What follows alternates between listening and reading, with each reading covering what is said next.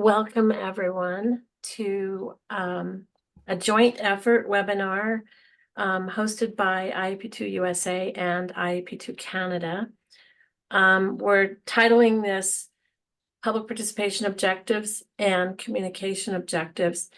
Both of these are essential for successful navigation of becoming certified. And so this is specifically to sort of demonstrate those important capabilities. I want to introduce really quickly the rest of some of the people that have their faces on right now. I'm the chair. I'm Wendy Lowe. I'm the chair of the IEP2 USA Professional Certification Program. Is that what you call yourself, Gay, the chair for Canada? I'm chair of the certification subcommittee. Okay.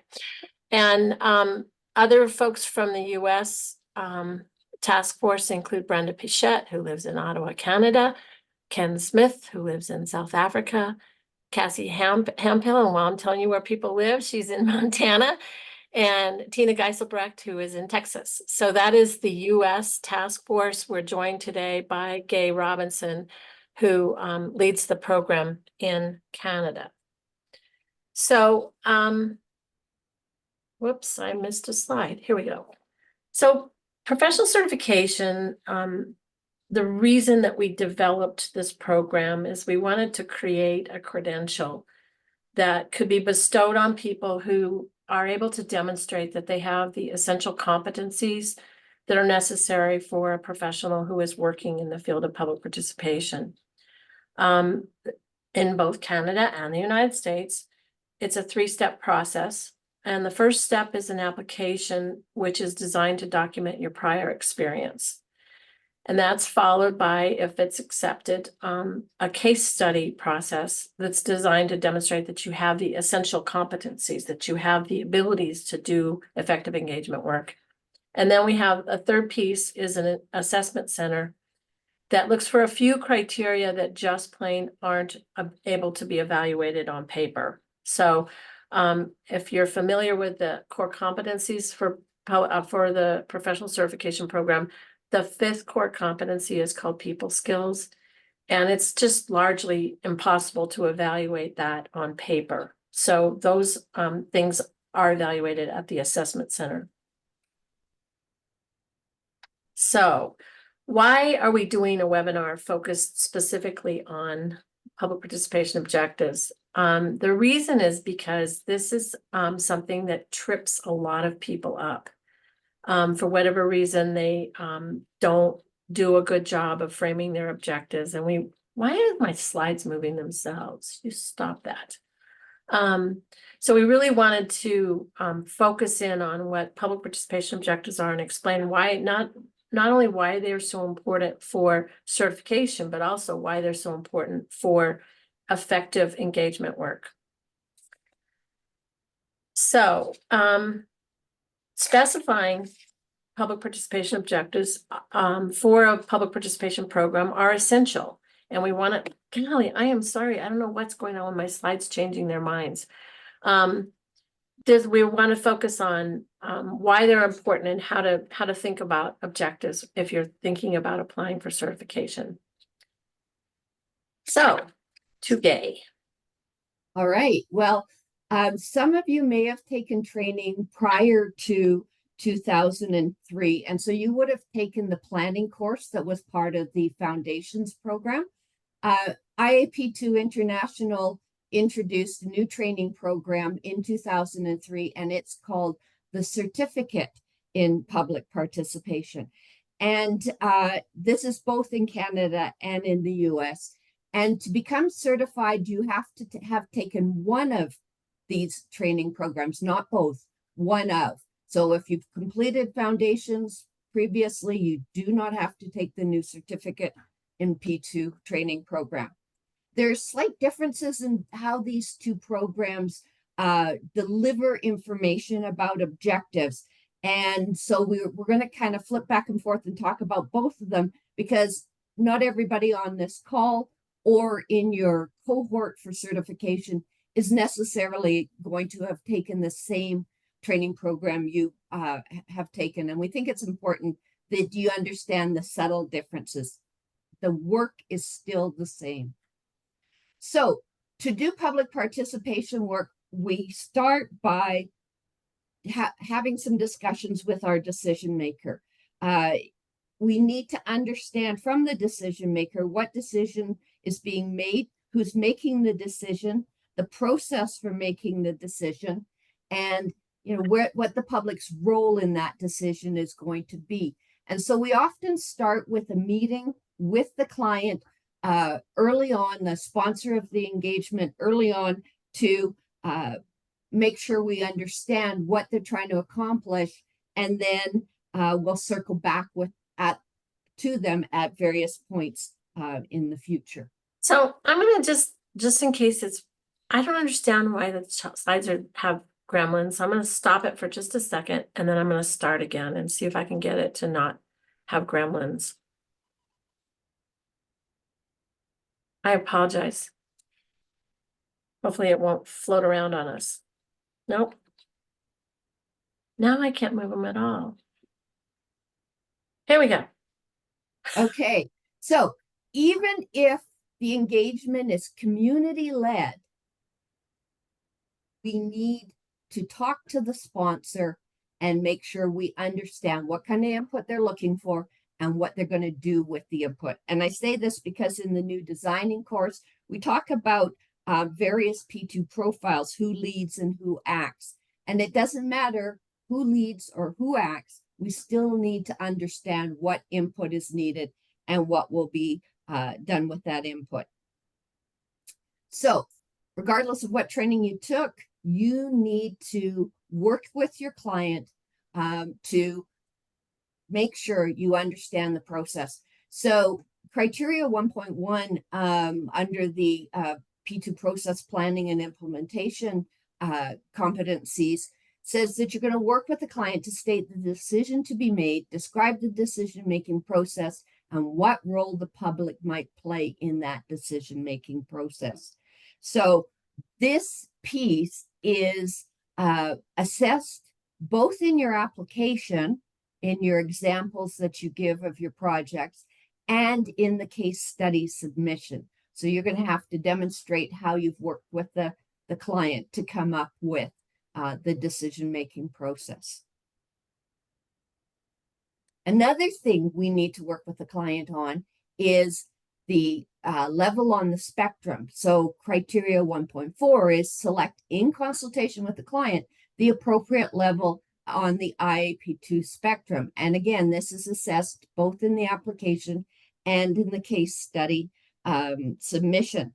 So why are we talking about decision processes and spectrum levels in a webinar on objectives?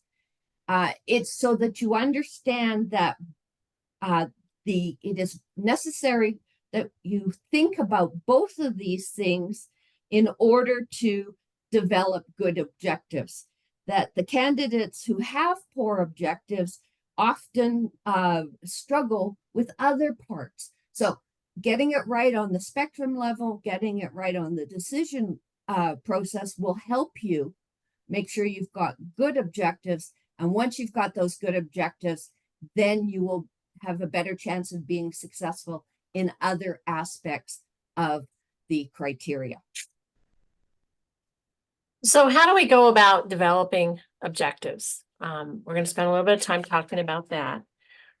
In the foundations training, it focused on the public participation goals, and that's the level on the spectrum that is in the top row of the spectrum. So those are your goals for engaging the public and the respective promises to the public. And by contrast, the global certificate in public participation stresses the identification of the purposes for inviting people to participate. So it's just a slightly different emphasis, but the question is, what's your goal, or what are your purposes for engaging the public? So what's the difference between a goal and an objective, or the difference between a purpose and an objective? And these are quotes from the training manuals. In the original foundations training, it says, goals are broad, brief statements of intent that provide focus and vision for planning.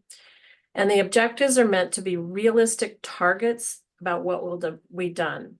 They're written in an active tense using strong verbs such as plan, write, conduct, produce, rather than softer verbs like learn, understand, and feel. But an objective is a statement of intention, what it is that we seek to accomplish. So a quote from the new training materials says that objectives are narrowed and more specific than the purposes. They state what we intend to accomplish in support of the overall project purpose. So you'll notice it's all about what it is that we want to accomplish. So in the foundations training, students were encouraged to develop at least one public participation objective for each step in a 6-step typical decision-making process that you can see depicted on this slide.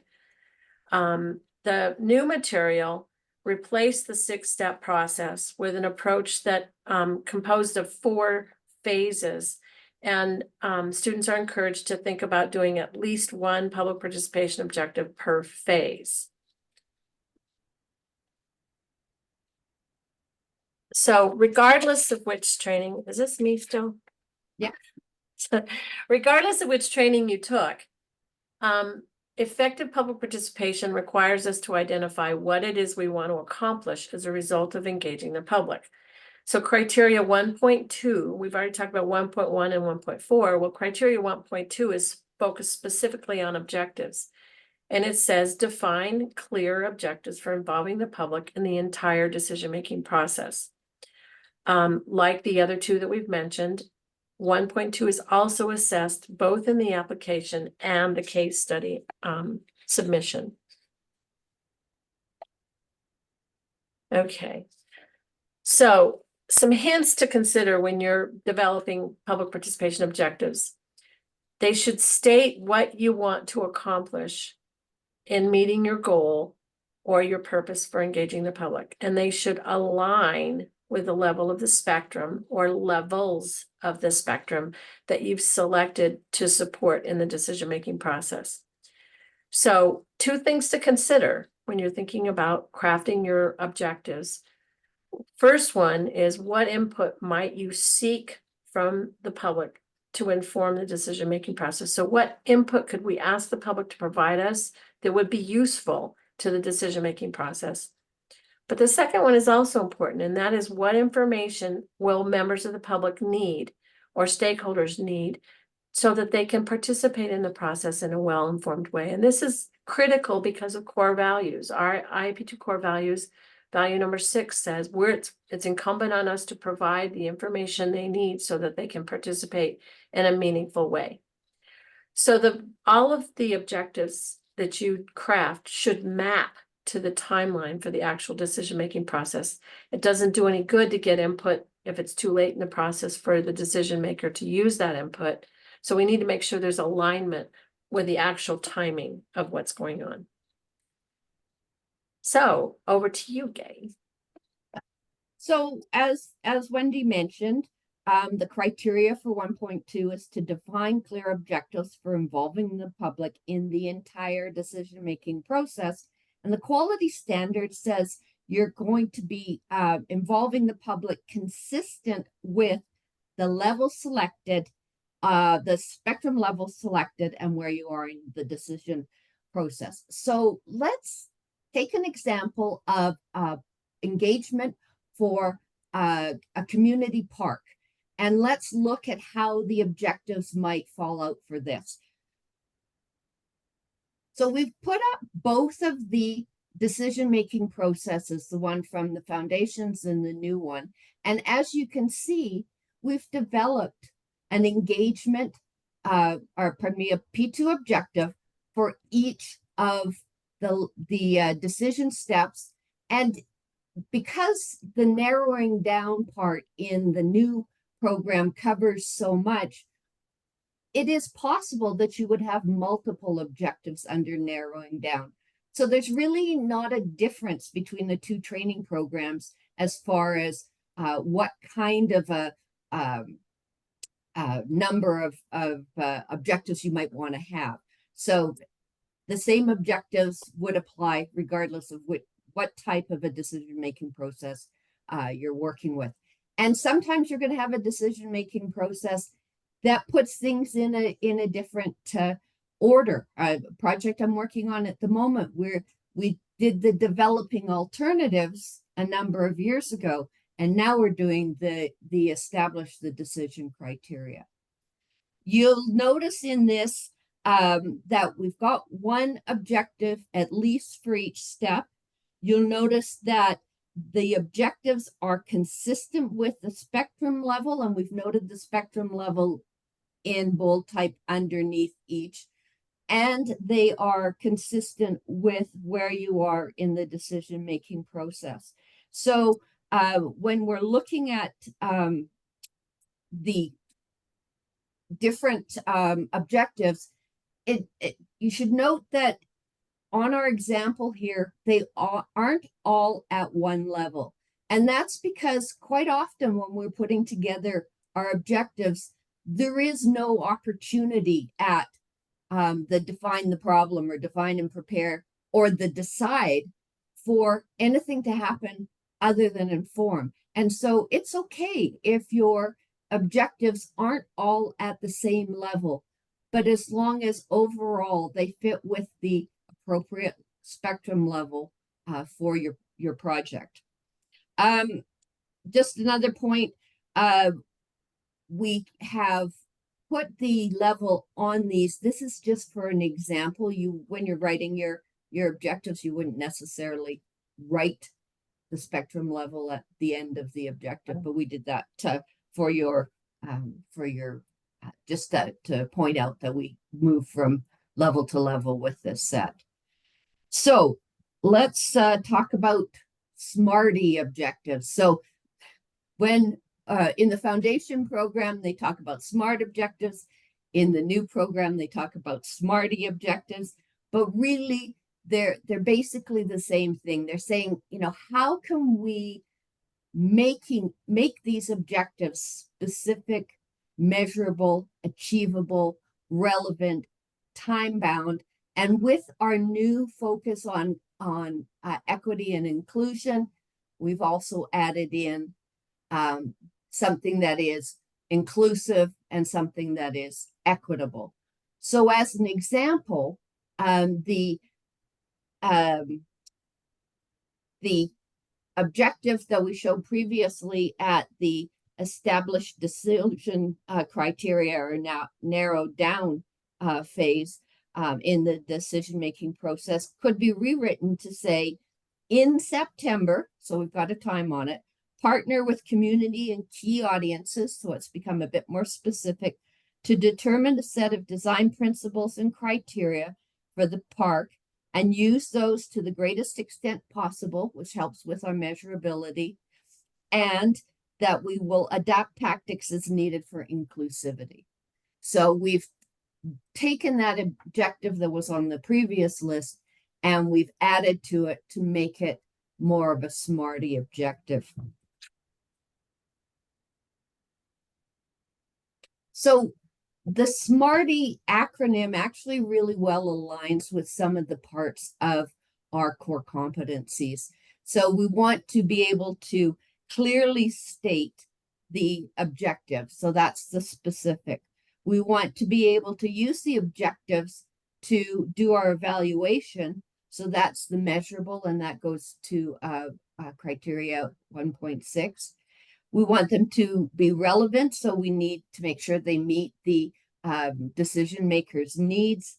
Time bound, that goes to criteria 1.8, where we're looking at our schedules. And inclusive, we want to be able to look at how did we do our situation assessment, which is 1.3, and also how did we use that information to select our techniques, which is 3.3. And finally, how do we make sure we've got the right communication materials for our diverse audience, and that is 4.5. So there's a real key to making sure you've got a SMART or SMARTY objective and where the rest of your plan goes. We do not require 4 certification that you actually write SMARTY objectives, but it is important to kind of think about some of the aspects of a SMARTY objective when you're putting your objectives together. So a few words about what objectives are not.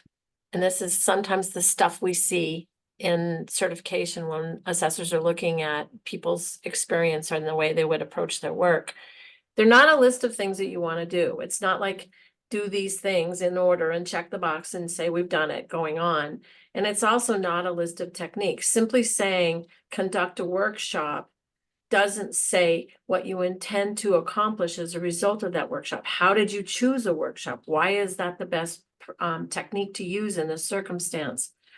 So remember that most of the techniques that you learn in doing public engagement work could be done at multiple levels of the spectrum, and they could be designed to meet different objectives. So you could have a workshop to help develop the criteria. You could have a workshop to evaluate the alternatives. So it could be a wide variety of purposes for those events, and you need to really think about why you're choosing what you're choosing. So the techniques, though, in your plan should directly correlate to the objectives. So we want to see what you would do and how you would attempt to accomplish that. The techniques should reflect what the objective is. I don't feel like I'm saying this very well. You need to add anything, Gay? No, you're good. You're good. Okay. And all of these points are why 3.2 criteria, which is which techniques you select and why, whereas 1.2 is the objectives. Did you do a good job of specifying objectives for the project? So the other thing that public participation objectives are not is they are not project objectives or project management objectives. The project management objectives focus on the entire project, everything that needs to be done to accomplish the project. For example, you might have a municipal planning agency that's making decisions about a new facility in a downtown area. And they may be interested in getting input from the public about potential uses for the facility or where to locate it. The overall project might also include solicitation of bids for contractors, seeking budget approval for capital expenditures, et cetera. Those are not public participation objectives. Those are project objectives. So we're not, to a certain extent, we don't care what your project objectives are. We care about what your public participation objectives are. So those are focused on those aspects of the project that would inform the sponsor regarding the input that they're looking to get from the public. So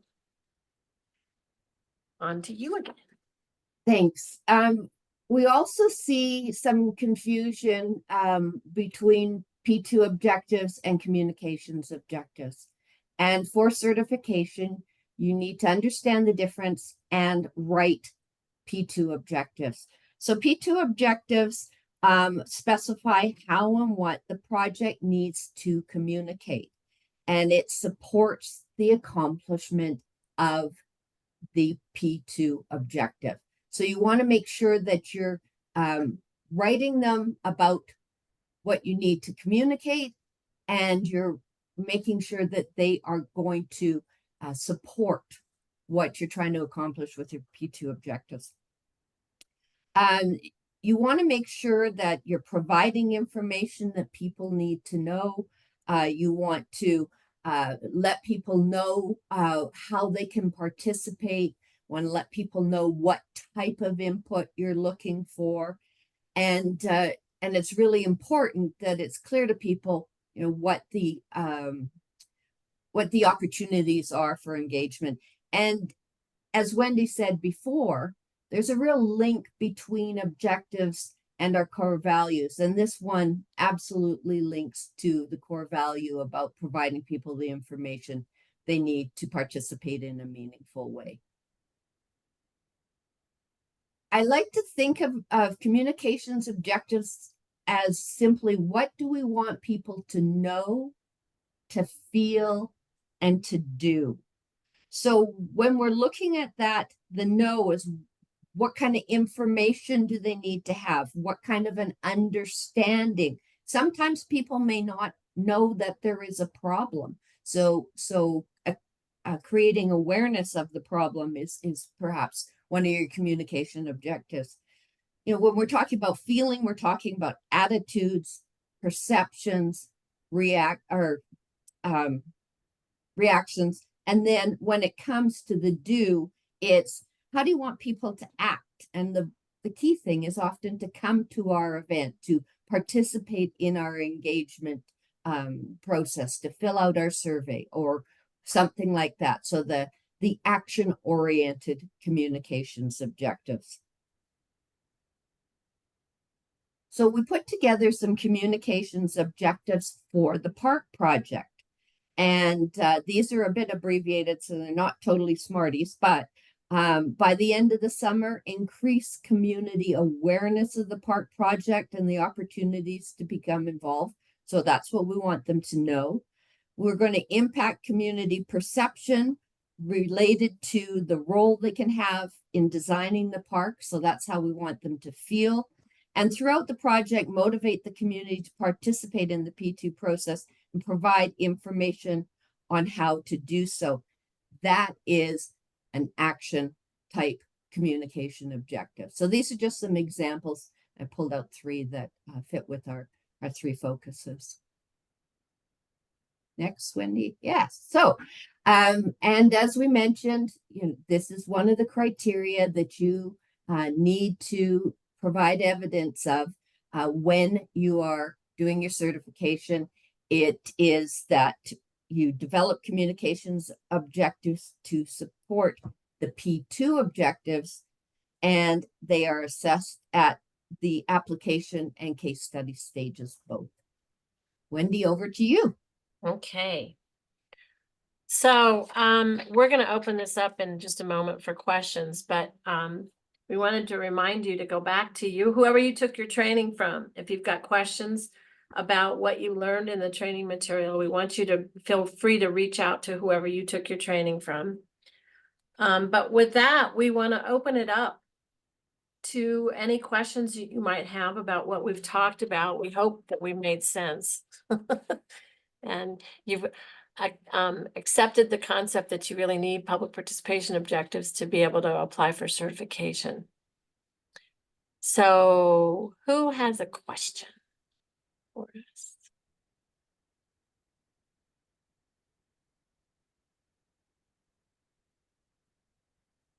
Feel free to raise your hand or turn your microphone off. Ha, Jordan. Hey, yeah, thanks.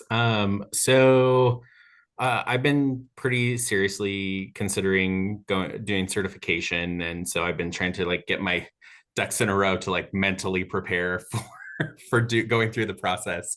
And this was really helpful, but I like pulled out my training workbooks as we've been kind of on this call, looking back at some of the things, and one of the questions I had was if maybe I'm trying to like find if there was like a really good example, and it's probably in here and I can't find it, of like kind of the step-by-step like laid out in like a form, if that exists somewhere, like not just like an overview kind of like we did through the slides, but is there like you do this and then you do this and then you do this to help kind of develop your plan in like a methodical way that aligns with what you're asking for through the application process to be certified, that we can use like as a guideline for developing our plan. Katie, do you want me to try? Yeah, I think the first question we would have is, which training did you take? Because I believe you took it from me. Didn't you take it from me, Jordan? I did, okay. yeah. And so remember that last slide, go back to your trainer. But more to the point, start with talking to the sponsor, what it is they want to accomplish and how do they intend to conduct their process. What input might they be interested in getting from the public, and where would that input fit in with their process? And Okay. then what information does the public need for them to be able to participate? So I think that's what my head does when you ask that question, is to think as methodically as you can about where is this input going to be used and how, and what input would they appreciate getting from the public? Would actually be beneficial to them in making a decision? But then specifying those as, smarty as you can, specifically what it is you want to accomplish. The measurable is about, can we tell if we did it? Yeah. Would everybody looking at the same evidence agree that this is actually accomplished? Whether the input is useful, just because you ran a workshop doesn't mean that the stuff that results from that workshop is actually going to be useful. So maybe we need to do something else if it's not good input. So think about Smarty in terms of crafting them so that it's and you can sit down with your sponsor and say, okay, this is what, before you're doing anything, this is what we're thinking we want to design the engagement process to do. And if you said we want to get suggestions for criteria from the stakeholders, and they go, oh, no, we don't want to do that. We've already got all these regulatory requirements that we have to comply with. That's too much. So I'm not suggesting that criteria are a bad idea, but I am saying work with the decision maker, because it doesn't do you any good to get input that they're not going to consider, because then it's on us, right? That's our reputations are on the line. So we want to ask for input that's going to actually be useful to the decision maker. So it's an interactive process while planning between you and the decision maker. Does that help a little bit? Yeah, I think it does. I always have viewed kind of this process when I create the plan to be a living document, because it does kind of change as we get results from the work we're doing. So I think that that's helpful. To the way you framed it, I think helps. Sometimes I'm very good, I think, at this process, but I'm not always good at putting it like pen to paper to write it down. And so I think that's the disconnect for me. So Jordan, one of the things you might look at in your training manual is on page 33, there's the 5-step process for planning. And if you look through that and kind of walk yourself through those steps, there's outputs of each step that then you would document into your plan. And there's also a bit of a plan template in the manual as well, though I think that just following the 5 steps is really good. And for those who took the newer training, the practice framework, following the different parts of the practice framework will help you as you're putting your plan together. Great. Thank you both. You're welcome. Hannah. Hi, thanks for all of this. I am wondering if you can share a little bit more about the measurable aspect of these objectives. So what are some ways that you've measured the objectives or assessed them? When do you do that? Have you had to iterate on your objectives as you go through, and how do you, like, what does that look like? And then how do you know if the objectives that you've come up with were good ones? Those are some of the things I'm wondering. Well, it's a bit of an art, and Gabe, please weigh in here. But my long used example is you have a workshop and you have 25 people show up, and one person says, wow, we had 25 people. And another person says, there's 50,000 people who live in this community and you only had 25. So deciding ahead of time how you're going to know whether we feel like what we've done is effective is really important. And working with your sponsor, who do they want to hear from? Maybe those 25 people all live in the same neighborhood, and you're really only hearing from a very small sample of the people that you wanted to hear from. So you need to think about that ahead of time, who it is that we need to be hearing from, and whether the folks that are showing up are the, representative of that, what we were hoping for. Qualitative measures may be important, but quantitative may be important as well. Gabe, pile in here on. Sure. I mean, I think having the good objective that's got some key points in it that you can then turn into your success indicators for your evaluation is really important. And, when we talked before about how the having good objectives is a stepping stone to some of the other criteria. If you don't have good objectives, you can't have evaluation based on objectives, because the two have to go together. If you don't have the good objectives, then you're not going to be able to select the techniques to meet the objectives. So there's a real tie between objectives and other criteria for certification. And the key one I always look at is, okay, what are the metrics we're going to use? And I don't use the term metrics in the sense of necessarily always numbers, but what evidence are we going to be seeking? What success indicators are we going to be seeking in order to know whether we met this objective or not? And it is a bit of an art. And, Wendy and I have been at this for a while, so. It's not easy. No. But that doesn't mean it's not necessary, right? Yeah.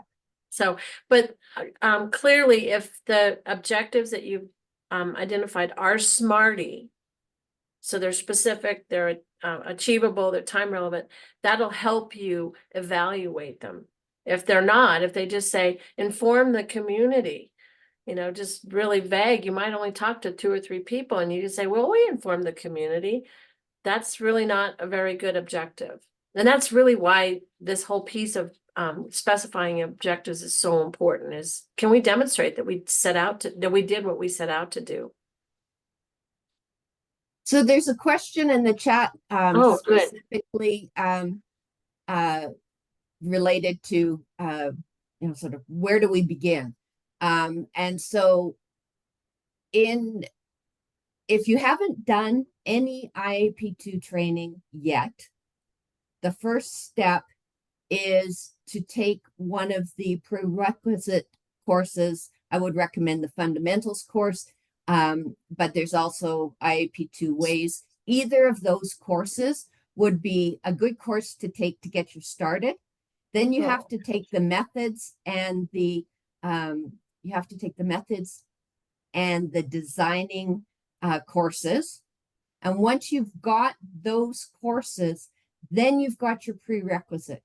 And then you can start gathering your examples of what have you done in your career that's a good example, and then attend our session at the conference in Ottawa, or watch one of the videos on filling out an application.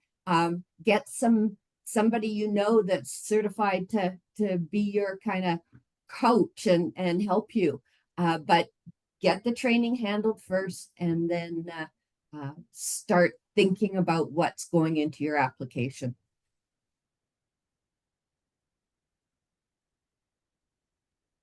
I hope that answered the question for you. Wendy, it's Manny. Oh, hi, Manny. I have a question. Okay. So I come from a different kind of background. I did nonprofit work, and I did homelessness work and things like that before I came to ADEQ, and probably have about 10 years of development of community sentiment in different kinds of ways in like just a couple of projects. But I don't know how to align some of my past experiences because they don't really fit neatly into a box. So that's what I'm struggling with. That's why I didn't apply. Because I'm struggling with trying to figure out how to take what I have and massage it so that it fits into this lovely continuum. I don't know how to do that. I'm sitting there and I've got my stuff, got all the little chapters, I got little tabs, I've got my progress, I'm working on it, but I gave up because it feels hopeless. Oh, I'm sure it's not. And truth be known, Manny, very few of us started off doing engagement work at the beginning of our careers.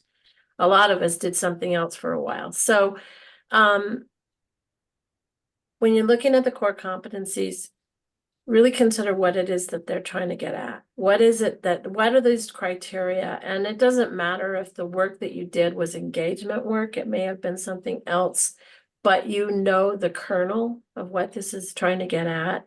So we have both the statement of the criteria, and then we have the quality standard is what the assessors are going to be looking for when they're reviewing your submissions. So look to try to figure out how you can frame your experience in a way that demonstrates that you've got that capability on the application. My guess is that you've got a lot of relevant experience. It's I just know I do. framing it. Yeah. It's the whole making a round peg, round square going a Yeah. right, a round Yeah. circle going a square peg kind of thing. And I'm Jane's laughing. I think that I don't know. I must be the only one, but I gave up. No, you're not.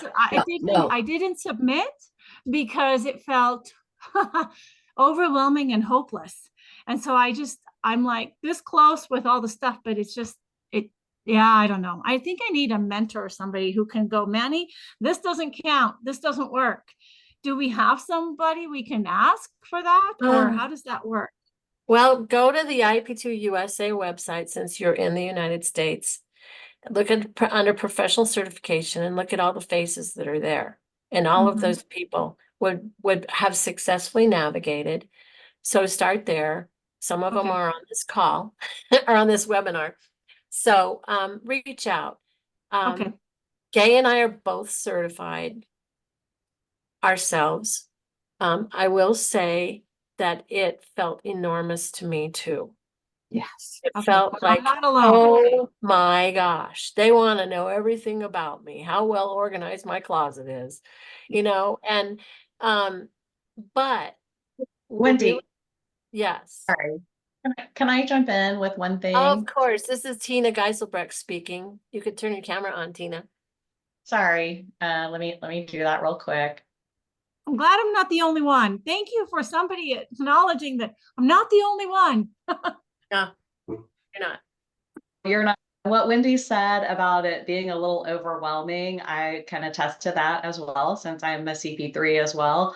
But what I was going to suggest is, as you're going through the application, we as assessors have tried to indicate what we are looking for in each of the questions that we ask. But it's also helpful as you're answering those questions, if like Wendy and Gay's presentation showed in parentheses, here's the criteria that we're getting at. Your answers can do that as well.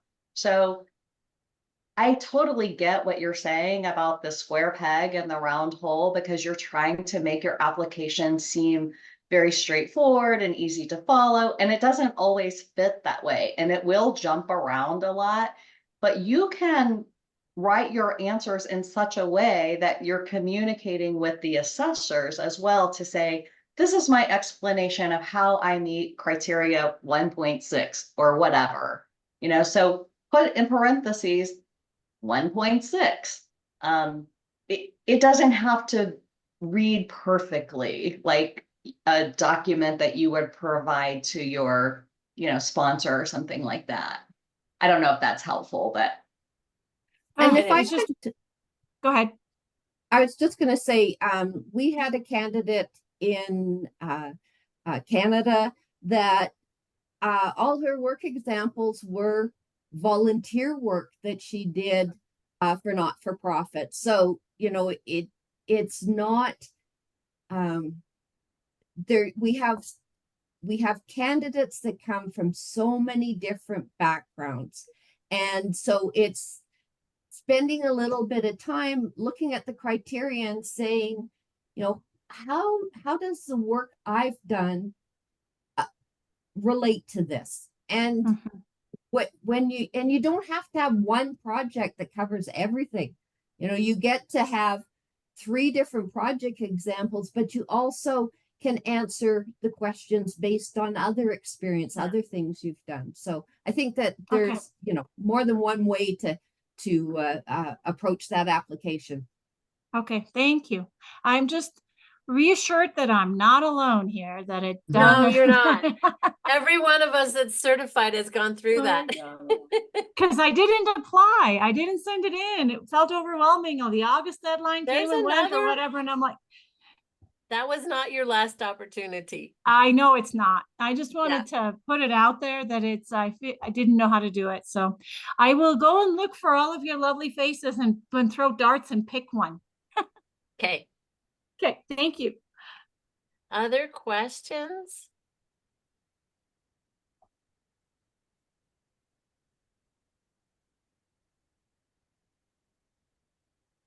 Somehow I've lost control of my slides completely, but the last one just has IP2 USA website and IP2 Canada website on them, so you know where to find them. Okay, Jane has a question. I do. And it also speaks to the overwhelm. I am a planner, a professional planner, member of American Planning Association, APA. And so I've been looking at your website because I want to get better at public participation. And right now I'm writing an RFP to start our comprehensive planning process. And to find a consultant who's doing comprehensive planning. And a huge part of that, or at least I learned that in school, a huge part is public participation. And the director of our department is hesitant, as is the county manager, to open the can of worms, so to speak. So they prefer to have it handled by a consultant. But I feel like going through some kind of training process, and that's how I found you, was just searching for trainers in public participation. So for one, I want to learn more about it so that I can better evaluate any consultant that we hire, because I want to make sure that it's robust and that our community feels heard, because they already feel as though they're never heard and listened to, and that we inform more than we ask and listen and engage. So that's where I'm coming from.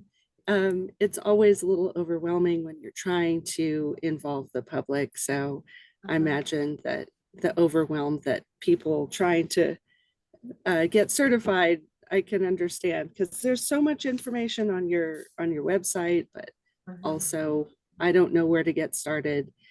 And so I guess I have multiple questions in there. Is it useful for me to get certified, or should I just take some basic training, which sounds like the prerequisites? Right, the And training is a two- prerequisite, and that's a Mhm. great place to start.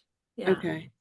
And In then, fact, it would be pretty darn hard to get certified without understanding the material that's covered in the training. oh yeah, I'm not trying to get certified, I guess. Okay. What I was trying to do was learn more about More public about it, yeah. participation and how to do Yeah. it better. So Yeah. this was like the easiest way to get to know you all, was just to get Well, on to this. Thanks for joining. Yeah. Yeah. Yeah. So I And- do want to say, in Canada, we Mhm. have a ton of planners that are Oh, okay. certified. Yeah. I'm off the top of my head, I could probably name at least three, including a former member of the IP2 Canada board, who's Okay. a planner, and she was recently certified. There's at least three planners that are certified in Canada. And what they've said to us is that because engagement is an important part of planning, they Mhm. felt that having the skills and the reputation for Mhm. good engagement would help them in planning. But one of the Yeah, other that's what I'm things that we thinking. found in Canada recently, and I'm super excited, in the last week alone, I've heard of Mhm. 2 RFPs coming out that actually say on the RFP, you must have a CP3 on your team. Wow. So Okay, that that- makes sense. And I was wondering about that. And Yeah. you'd Jane, call it where a are you? CP3. Where are you again? I want to use the terms correctly. I'm in Santa Fe, New Mexico. Oh, okay. Okay. Well, on our most recent at assessment center in the United States, we had a planner. She was from, Okay. I think, Baltimore at any Yeah. rate. Okay, But yeah, okay. I think that there's a registry or something. I found something like that that said all of the people who are registered, but state by state. I don't know. That was 6 that months does not ago. I ring was a bell, looking. but on Okay. the IP2 USA website, under Mhm. on the professional certification program, which Shyla just posted in the chat, you can see all the faces of the people that are Okay. certified, and Canada has the same thing. So, Okay. And and what's that reaching out to website? some of it's IP2 USA. Just Okay. Google IP2 USA and I then see check that. professional certification. All of those folks would be useful people to reach out to. Okay. I could do that too. Well, Okay. thank you. Oh, you're Thanks a welcome. lot. Thanks for joining us today. Oh, yeah.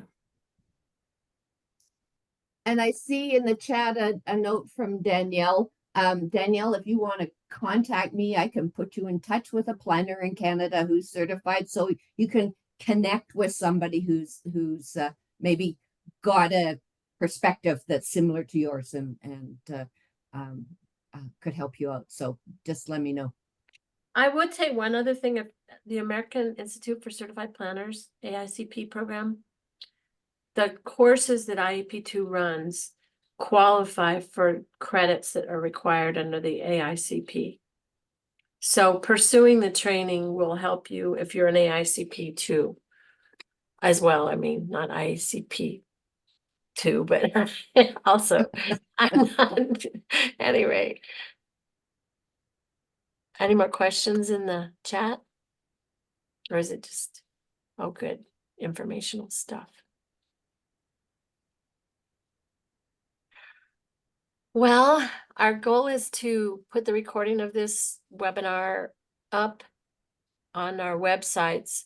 So if you want to look at it again, because it was so scintillating, and or share it with other people you know, that's great with us. We're really pleased that you're interested in the program. And just a little comment, the assessors, and there's a number of them on this call, the assessors are there to help you succeed. Like that is our whole purpose. We may not be able to coach you because we'd be in a conflict of interest, but any guidance we can give you, we would be happy to give you. And just reach out, go to the website in Canada, certification at IAP2, IAP2canada.ca is where you reach out to. And April, who's on this call, is our staff person that deals with certification. If she gets an email from someone, she will pass it along to, there's April, yay. And April will pass it along to one of us in Canada. We are here for your success, and we really, really mean that. The assessors are, you can contact any of the assessors before you apply. It's after you apply that we need to make sure that we're not in a conflict of interest situation. So reach out before you apply. Okay. Unless somebody else wants to raise their hand. So the punchline is your objectives really matter. Do a good job on your objectives, and it'll help you do well in your work, doing engagement work, as well as in certification. Well, thank you so much. Thanks, everyone. Have a wonderful day.